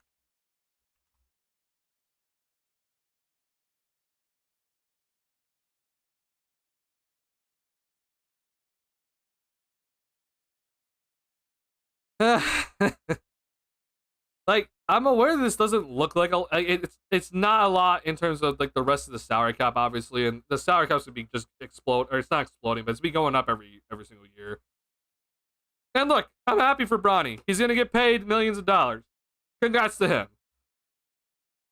But man, oh boy, oh boy.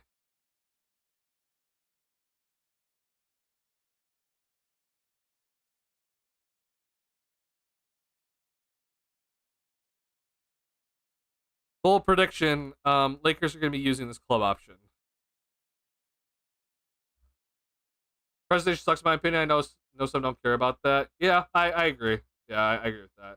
DJ Story is better than Bronny. Oh, for sure. Like, I think there's plenty of people you can, like, I think you can take most of the Summer League rosters right now and say, oh, yeah, like, they're better than Bronny. Like, I could even say right now, you can go put Bronny on another college roster at the moment, and you can say that there's a ton of players that are better than Bronny on a college roster. Like, that's the part where I'm just like, I'm like, holy crap, like, he is nowhere near what he needs to be at.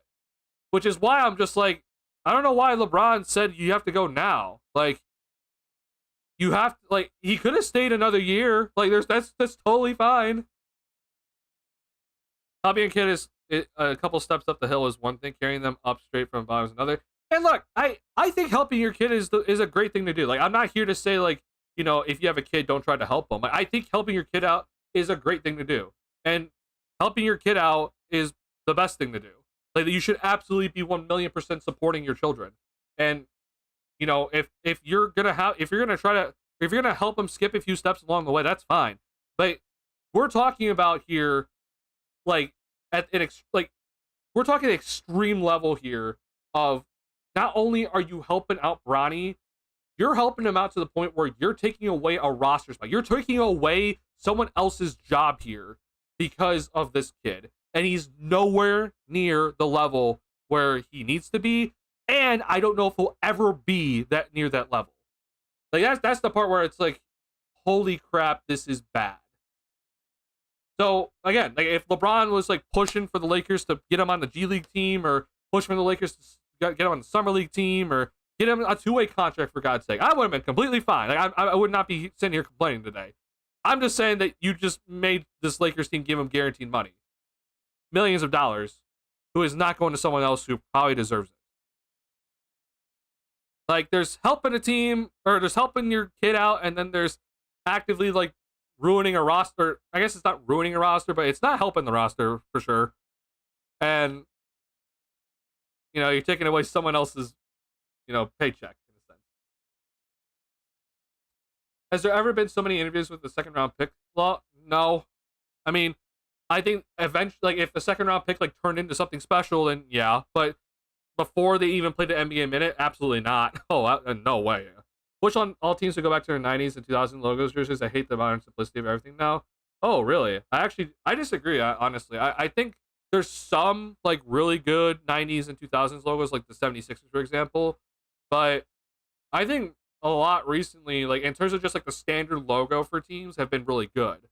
However, I think for the city uniforms, like the city edition uniforms, I think most recently those have been bad. That's just my opinion. None of the teams feel like they have a unique identity except for a few, in my opinion. Which few? I personally think that there's a lot of teams that like with like their standard NBA logo, it's like it's pretty like definitive that it's them. But I'm willing to listen to you. I think the Bulls are the only team that has never changed their main Bulls logo. I could see that, yeah, because for sure the Celtics have changed theirs, yeah.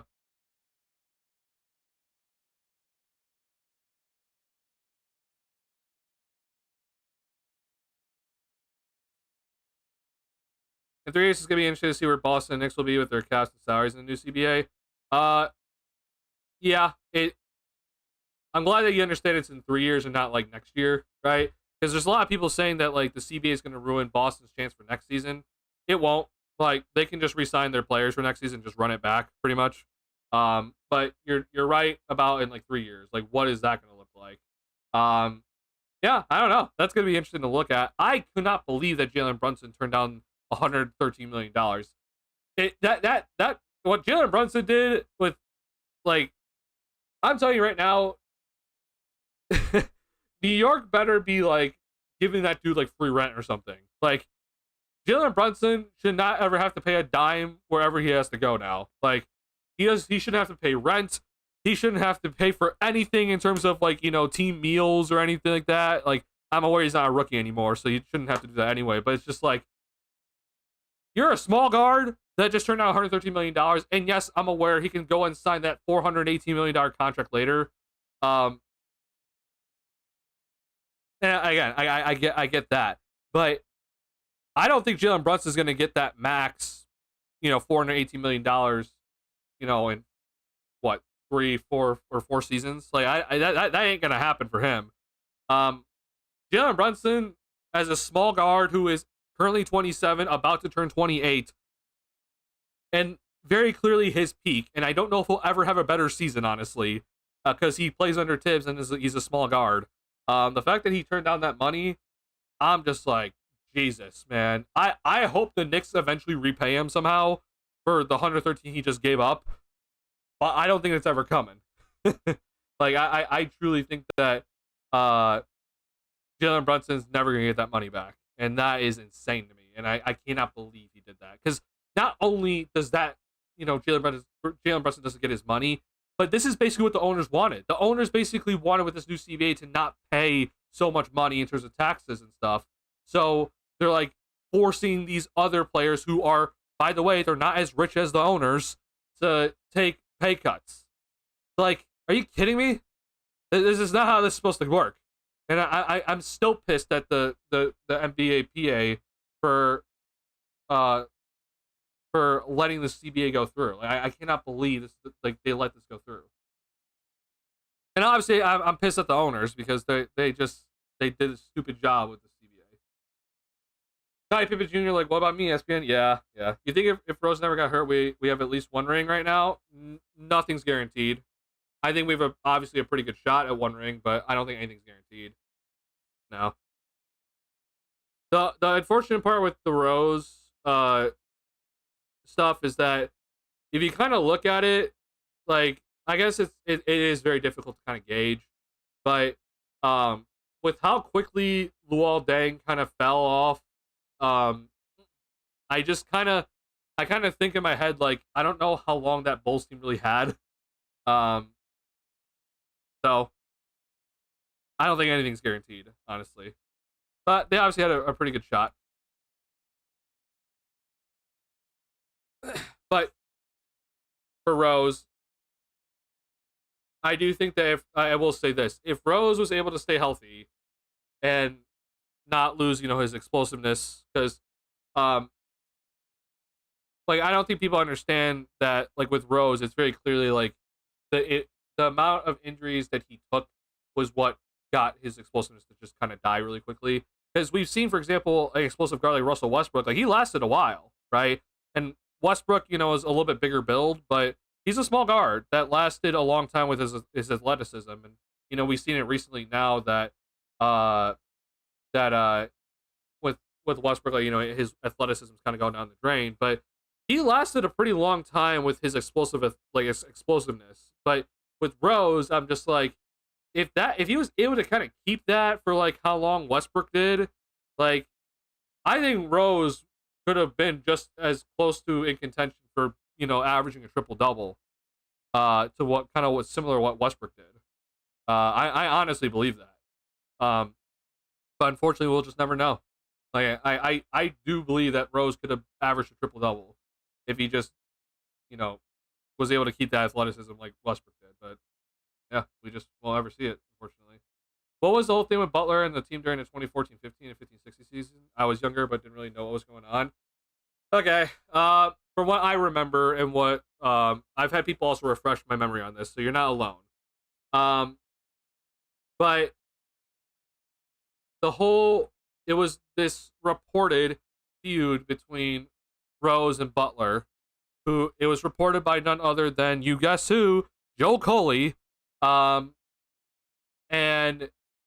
it basically was kind of like, well, everyone, because it was still kind of like, it was like a similar core, right? It like, they traded Luol Deng in the middle of the 14-15 season, but there was still that core group together where you had Noah, you had Boozer, you had Gibson, right? And they all were like, hey, this is Derrick Rose's team, right? He's our captain. He's our go-to guy. He is the dude. This is Derrick. This is Rose's team. And then Butler comes along, right, and has like this like breakout year, right?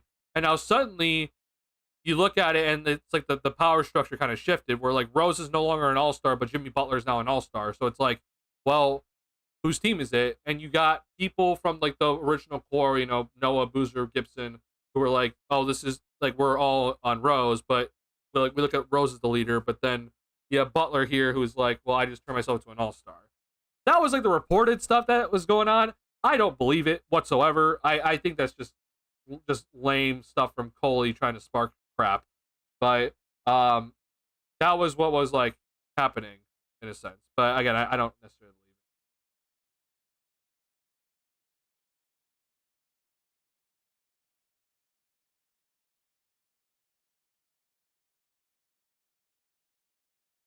it. They're gonna have to unload role players or pieces or injured, highly paid players in 3 years or earlier if their runs blow up. Before then, it's crazy that when the Bulls were first in 2021, Boston was 500. Yeah, that is crazy to kind of think about. I think that for Boston, I think they're gonna be better off because obviously like they haven't like sent out their picks. I think for the Knicks, they're on like the Knicks are on like a serious timer. Not only because of the Brunson stuff, but because of the picks that they sent out. Like they're on a timer. They don't have really much else to kind of trade. So like they got to get it done quick here. Ryan just would have loved Brunson. Oh yeah, they would have loved to have their superstar take a major pay cut. God, I hate it. The Bulls chose the Coach Hoiberg over Jimmy because they thought he was too much of a problem. Also, that there was some Rose Jimmy rumbles of who was the guy. I think can't remember. Yeah, so yeah, I kind of explained the whole Rose Butler thing. You're also then right about the whole Hoiberg stuff. So it's been now pretty clear that Jimmy didn't like Fred Hoiberg, and I don't blame him. Um, but the front office, as stupid as they are, because it's Gar Pax, they were like, well, we like Hoiberg, so we choose Fred Hoiberg over Jimmy Butler, which is kind of, it's not necessarily what led to the rebuild, but it was kind of like, it was a thing that kind of split apart the team. Um, just saying, if you're in the front office ever at your point in your career and you decide, hey, I'm gonna make a decision of who to keep based on if it's a coach or a player. Okay, one is an all-star and you have a coach. I think you should choose the all-star. Just saying. Also, when Tibbs left, Jimmy wanted a harder coach, not friendly like Hoiberg. Yeah, for sure.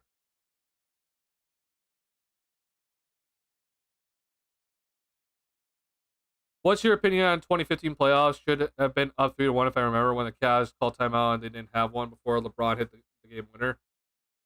Yeah. Um. So, like I said, though, nothing's ever guaranteed, right?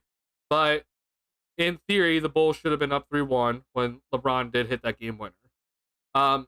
Still, though, as we've seen recently in recent years, that even with the 3-1 lead, um, nothing's guaranteed. I still think that the Cavs were obviously a very good team. Um, I think that team, though, I will say that team was definitely interesting to look at. If I'm remembering correctly, though, was that 2016 or was that 2015? I don't fully remember that.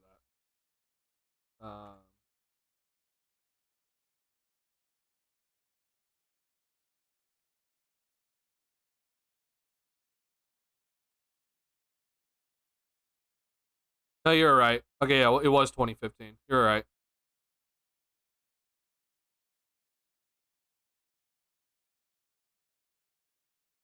Oh, yeah, I can just do this. Perfect. Yeah, okay, yeah. So it was 4-2 over the Bucks. I forgot about that because the Bulls had a 3-0 lead, then they blew the next two games. Uh, but then this happened where the Bulls should have been up 3-1. Which again, um, you're right. Again, nothing's ever guaranteed. I think obviously the Cavs, going on to the NBA Finals kind of shows like, hey, they're like a really, really, really good team. Um, so who knows? Yeah, I mean the Bulls could have done it that year for sure. But eh,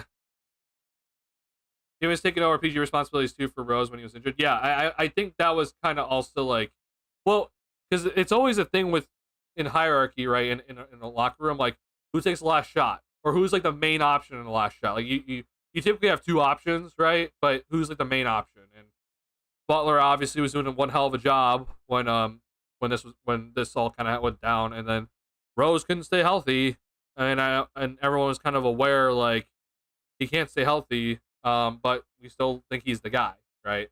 But it is what it is. Powell can stay healthy that series. Yeah, Powell also can stay healthy that series. Like it was just a lot.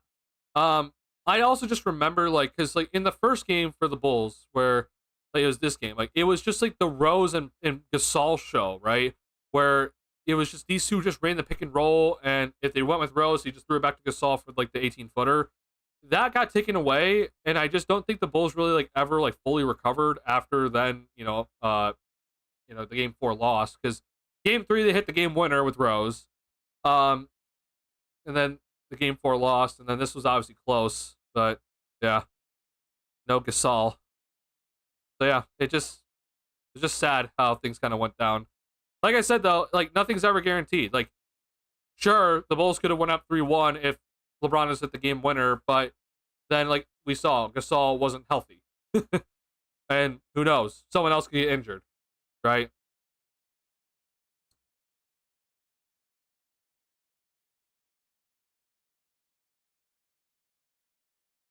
The 2016-17 season was a big mess. D-Wade, Rondo, Butler, or something. Yes. The 2016-17 season was with the three alphas. That season, I was also just upset with everything. One, with obviously Hoiberg, but two, with the whole drama that was ensuing, because it was obviously like, it was Butler and Wade all together. And then Rondo got benched for God knows what reason. That made no sense in my head. But I was just upset. Like I didn't expect the Bulls to win anything that season, but I expected the Bulls to at least be competitive and like get like the 6th seed. And they got the 8th seed, and obviously they were up 2-0, and then Rondo gets injured, and we lose the next 4 against the Celtics. But that year, man, I was just like, bro, like I thought Wade's homecoming was fun. Like I know I'm in the minority of that. Like I think it's an awesome story. Like I truly do. And I was fully aware that we weren't getting like all-star D Wade at the time. But the way it just all went down, where it was like, okay, the Bulls did one horrible job forming the roster, and then Hoiberg benches Rondo for God knows what reason, et cetera, et cetera. Like, it just should have just been better, because then the Bulls could have had cap space next season and do some moves. But no one's going to come to a team that just had a bunch of drama on the team, and things were happening.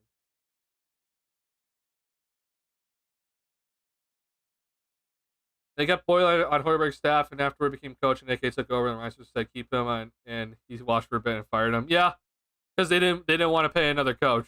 Yeah. AK has built a development staff, which was non-existent before he took over, or they had one guy, maybe one or the other health guy trainer, which was a joke. Almost every team had a shooting coach. You're right. It is true that under Karnisovas and Eversley that they have been adding to the development staff for sure. I think Peter Patton has been huge for this Bulls team. My only thing is that I feel like the Bulls are still playing catch up, right, to the rest of the NBA. And that's kind of where I am still like upset with how things are kind of going, but they are heading in the right direction in terms of that. I am not the biggest fan of Billy Donovan. That's not to say that I think Billy's like the worst coach in the world or anything. I just think that while his defensive, intangibles, I guess, as a coach, or defensive schemes are pretty good. I think his offensive schemes are not the best, and are not necessarily the best for today's modern day style. Now that could change. That opinion can change very quickly next season with now DeRozan gone. But yeah, it is just like with Billy. I would hope that this front office was working on getting more development people earlier. They didn't. Obviously, they're working on it now. Yeah.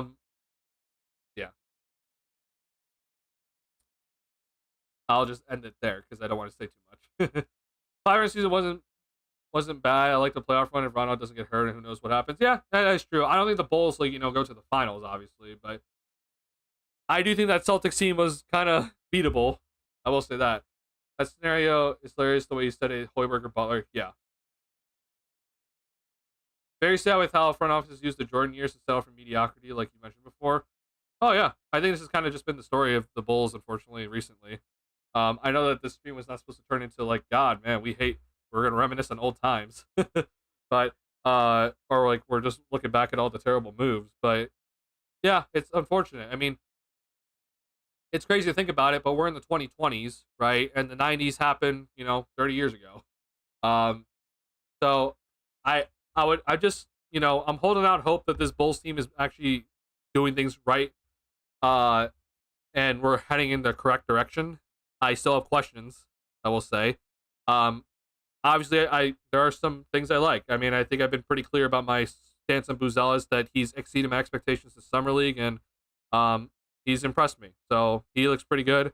The Bulls obviously need to keep their pick next season, but I still have questions, and due to track record, I think us as Bulls fans, we should always be concerned about what's going to happen moving forward, because we should not have any faith under a Reinsdorf-owned organization. You should never have any faith whatsoever. Like, even when you think that this team is on the precipice of greatness, it's gonna go bad somehow. That's what we should always be thinking, unfortunately.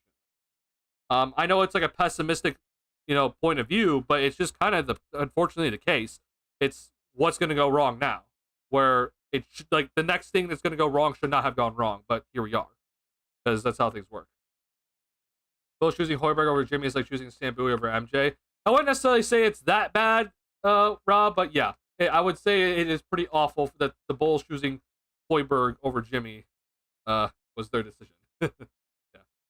Fun to talk about though. Oh, I think it definitely is fun to talk about, but it's also just like, God, man, we're a fan of a Chicago team, and yet we're talking like this. Like, no disrespect to the smaller teams or like the smaller market teams, but like, if you're talking about a smaller market team like this, like, I can kind of understand it. But we're talking about the third biggest market in the United States, man. Those means of Knicks fans when they win a playoff game is going to be us when we win the finals again, if we ever do it again. Yeah. Yeah. Jesus. What's going on, Noel? Yeah, it has been a while, Noel. I've been doing a lot of Summer League streams, so after every Summer League game, I've been streaming. Liking what Buzelis is showing, liking what Phillips is showing, like what Sanogo is showing. Process over results, pretty much. But I think Buzelis is gonna, he's gonna get a lot of minutes this upcoming season, as he should, and I think he's gonna show a lot. I'm looking forward to it. I think with Phillips, he's improved his catch and shoot 3-point attempts, and that's kind of huge. So good trajectory for the players, I'd say. How's the Scotty's hatred for Jordan after the Last Dance doc? I really don't have much to say about it, honestly. I think Scotty's being kind of weird about it. Am I aware that Jordan kind of, framed things to make him look all pretty? Yeah, for sure. But I kind of expect that from anybody. Like, I don't know why that's like a whole thing where it's like, oh, well, why did Jordan have to do this? So I'm like, well, if you think about it, like, any producer of their own documentary is just gonna make sure that they look pretty in it. Like,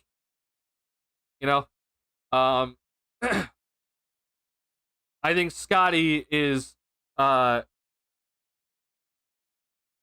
think he's just kind of like looking back on like, well, I wasn't really paid well. And he probably thinks that he, deserved more, credit in the documentary, which I think Jordan gave him a serious amount of credit. But I think Scotty kind of just wants to make sure that his name's solidified as he kind of ages, out of like the headlines in a sense. So, I don't know. I don't really have much thoughts on it. I like to know your thoughts though, William. Like, I just think it's unnecessary drama, which is kind of just like, I don't get it. So, it is what it is. But I like to know other people's thoughts on it.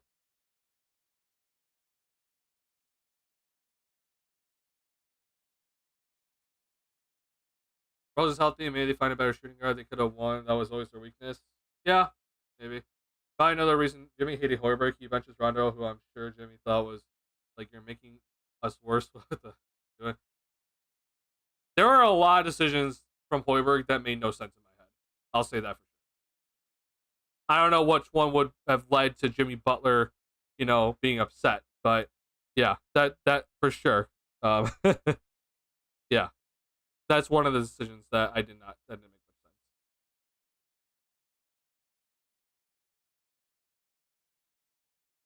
I think it's petty. It only makes him look worse in regards to how he's viewed. Yeah, I agree with that. Yeah. I guess though it's I just also try to remind myself, like, we're not in the locker room every day, uh like we're not in the locker room, hearing what's being said, certain game plans, right? So, like, I don't really know what, like, I think a lot of people have kind of told their story about Jordan, how like he kind of acts, and like Jordan was a bully, like saying like to people in practice, like, get your act together, et cetera, et cetera. And maybe Jordan was, like a pretty horrible human being or something. Um, and maybe Scotty did a lot more that was not shown on the court. But at the end of the day, we don't see that. And the Last Dance documentary is kind of supposed to show that in a sense, but we didn't see that, right? I think we kind of got a more of like an inside look into kind of how like Dennis Rodman kind of acted and kind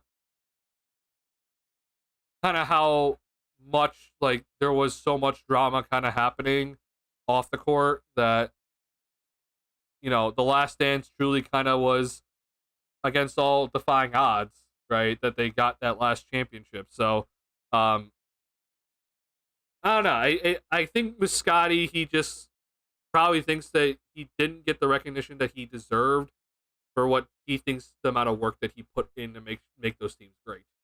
And that what I mean by that is that he probably did a lot more off the court that we're just not aware. So, yeah, I agree. It makes it looks petty. Um, but I'm not shocked to see him kind of do these sort of things because it is kind of like the thing now, right? The whole, we done with the 90s hashtag or people going back and trying to discredit Jordan for certain stats or something like it's kind of the thing. So how do you get your name in the headline? You do stuff like that. Which, you know, I'm not here to say that that's you're a terrible human being or anything like that. I'm just here to just be like, well, okay, I see you're doing this.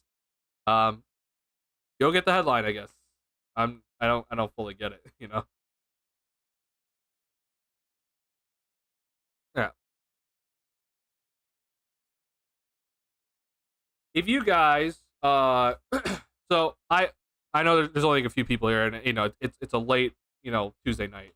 So once again, I just want to say thank you guys for hanging out with me tonight. Appreciate you guys checking in.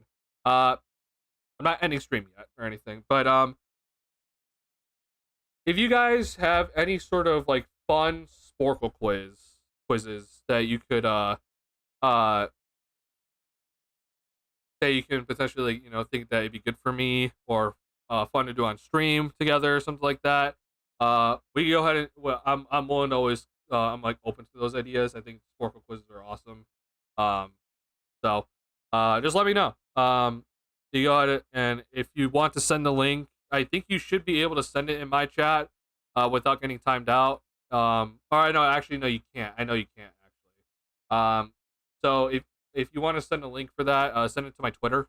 My Twitter is this here. I'm going to go to my Twitter profile. DMs are open, so let me know if you have any sort of fun things that you want me to maybe put up on stream or maybe it's a video. I just want to go ahead and kind of give you guys a small preview that I am planning on kind of like doing like a fun Oracle quiz video. I won't say what it is, but like I am planning on like a video kind of in the off season. So kind of a fun idea for a video that I've been kind of thinking about. So yeah, gotta go. Have a good rest of your night. Good night, William. Appreciate you checking in on us. Basketball related? Basketball. Ideally, yeah. NBA related. I guess I should be more specific. I could do like White Sox or something, but that's obviously we're not a White Sox channel. But yeah, NBA related. Obviously this is a Bulls channel at the moment, so Bulls will probably be better, but NBA related is fine. Yeah. Just let me know on that. Let's see here. Yeah, I did my Bronny James about Bronny James. I did my Bronny James rant. Because I was just like, God, man, is this? I like I said earlier, like I have not paid any attention to this dude, but then I saw the tweets circling, and so then I go and check in on things. I'm just like, wow, I did not think they were this bad. But yeah, definitely not good. I think you're spot on. The Billy commentary also don't like he doesn't challenge more plays that are bad calls for sure, and you can use the timeout for rest because so many DMs.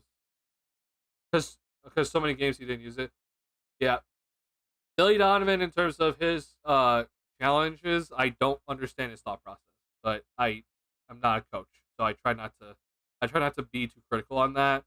Um, I actually wonder though if that's not necessarily his fault, and that's maybe more so like someone on his staff's fault. Like usually there's people on the coaching staff that are like they're just dedicated to doing like should I challenge this player or not? Like they have the replay and such, and maybe they're just calling the wrong thing.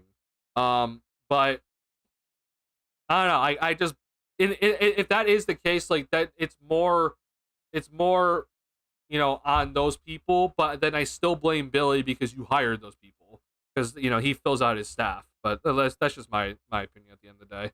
I'm not here to I'm not here to try to hey like be extremely critical of people that I'm gonna hope and assume that they're working very hard. And have the right intentions in mind and not just just having the job just to screw around and such.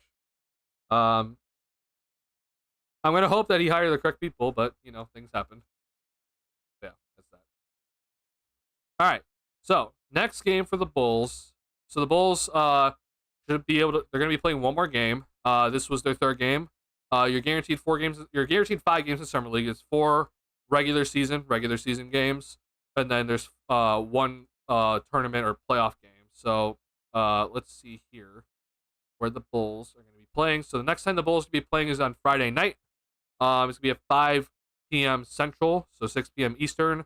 So if assuming that things don't change in my scheduling at the moment, should be doing the stream on Friday. So 7 o'clock, around 7 o'clock, you know how things work. So around 7 o'clock Central Time, I'll be streaming then for the next after the Bulls next summer league game, and then after that, the Bulls will be heading into the bracket, and we'll see how many games they play during the bracket. And obviously, we know that the last game is on the 22nd. So I don't expect the Bulls should, at least in my estimation, they're going to only play one. So yeah, so that'll be fun. Appreciate you guys checking in tonight. I know, again, middle of the week night. Thank you for hanging out with me, and hope you guys enjoyed the film breakdown stuff with Buzelis and Phillips early in the stream, and then we reminisced on old times on the last decade or so in terms of what the Bulls have done. And look, yeah, I'm hoping that things work out well for the Bulls moving forward. I truly do. Like I criticize the absolute crap out of this organization because I think it deserves it, honestly. But I'm open, man. I want a good team to cheer for and things to get excited about. And I have things to get excited about, and I'm glad I could share that with you guys. I'm just also aware that it is extremely difficult to, get excited about a team that is going to be kind of losing next season. But I'm still here for to try to find the good things and also talk about the bad things because it's important to talk about both. But I appreciate you guys hanging out with me tonight. I'm gonna hope that next stream I'm gonna have music, but we'll see. I'm kind of working on a playlist to play for that's copyright legal for the stream next time. So Bulls did not win tonight. It is what it is, though. I think Buzelis, Phillips, and Snoga look pretty good, and the Bulls play on Friday night at 5 p.m. Central Time against the Atlanta Hawks, which will be their last regular season Summer League game, and it'll be their second to last game at the Summer League this year. All right. Appreciate you guys hanging out with me tonight. I'll see y'all next time. Peace out, y'all.